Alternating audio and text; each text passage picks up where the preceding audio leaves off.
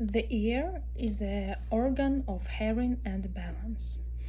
The parts of ear include external ear, which consists of pinna or auricle. It is the outside part of the ear. External auditory canal or tube.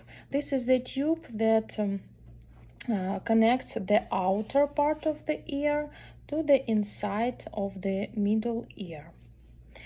Tympanic membrane. The tympanic membrane divides the external ear from the middle ear. Middle ear consists of three small bones called malleus, incus, and stapes. These bones connected and transmitted the sound to the inner ear. Auditory canal. This canal links the middle ear with the back of the nose. The auditory tube helps to equalize the pressure in the middle ear. Equalized pressure is needed for the proper transfer of sound waves. The auditory tube is lined with the mucus, just like in the nose or the throat. Inner ear consists of the cochlea. This contains the nerves for balance, the vestibule and semicircular canals. These vestibule and semicircular canals consist the receptors for the balance. Sound is processed by the central nervous system thanks to afferent signal originating in the inner ear.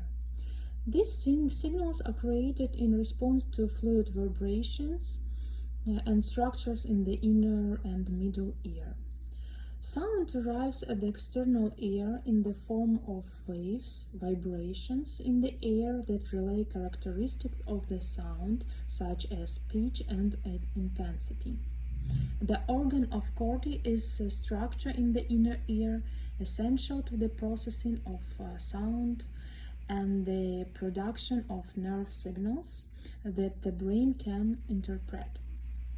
The transformation of vibration to nerve impulse is completed in the organ of Corti, which is contained within the cochlea. The organ of Corti is the last stop of sound vibration before it is transformed into a nervous impulse. A vibration in the form of waves travel through the air and are funneled through the external auditory canal.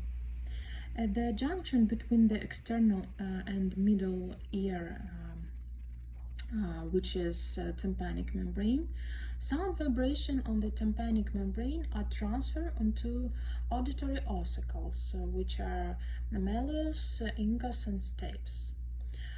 As vibration pass through these bones, the stapes articulate within an opening to the inner ear, which called the oval window. When the oval window received a vibration, it forces pressure into the membranous cavity called the scala vestibule, filled with a fluid called perilymph.